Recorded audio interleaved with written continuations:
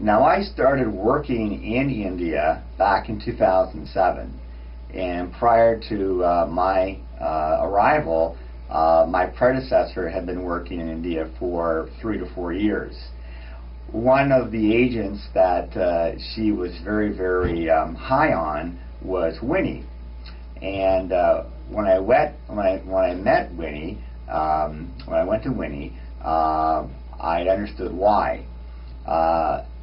This was a time, 2007, when Canada was not the first option for most students. They were looking at the United States, the UK, Australia, and the main reason for that was that it was very difficult to get a study visa from the Canadian High Commission. Yet Winnie, being a Canadian citizen himself, being a member of the Canadian Society of Immigration Consultants, or CSIC, was very, very adamant about pushing Canadian education, because he knew education in Canada was very highly regarded. And this is a time when most agents were pushing the other countries.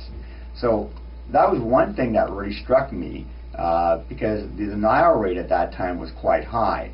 35% of students who applied for a study permit would receive one for a college. Now with SPP, of course, the approval rates have more than doubled.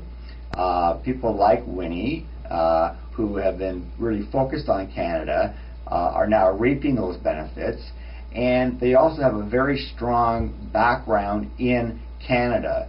The owner of Winnie comes to Canada 2 to 3 times a year. He has a home here. He knows Canada. He knows Ontario. He knows Toronto.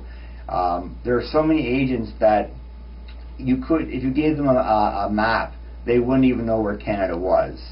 And yet they are trying to tell you all about the schools, all about locations.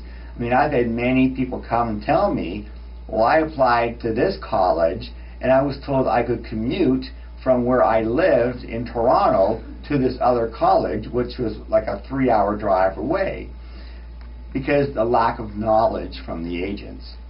And I think that's the one thing that you have to keep in mind when you're dealing with an agent. Agents are not regulated. Because there's no regulation, the knowledge level is going to be very, very different depending on where you go. If you're looking at Canada, especially Canada, Winnie is an agency that has been living and breathing Canada for longer than I've been working with him. Not only that, the staff that's there are very well trained. They know all about Canada, the education system, the requirements.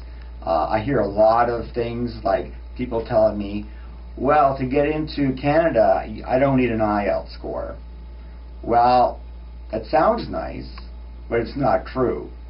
The Canadian High Commission, even if a college or a university were to approve that student, the Canadian High Commission would deny that student based on the fact that they did not meet the minimum requirements as established by the college. So that's one thing that you have to keep in mind. Tuition rates for the colleges are pretty much the same, so you don't really have to worry about that. I will say that the cost of living is much, much cheaper in Canada than it is in the UK, US, or Australia. And a lot of governments, like for example, scholarship countries like Saudi Arabia and Oman and Kuwait, like to send students to Canada because they can send 3 students to Canada for every 1 student they could send to the US, UK, and Australia because of the cost of living.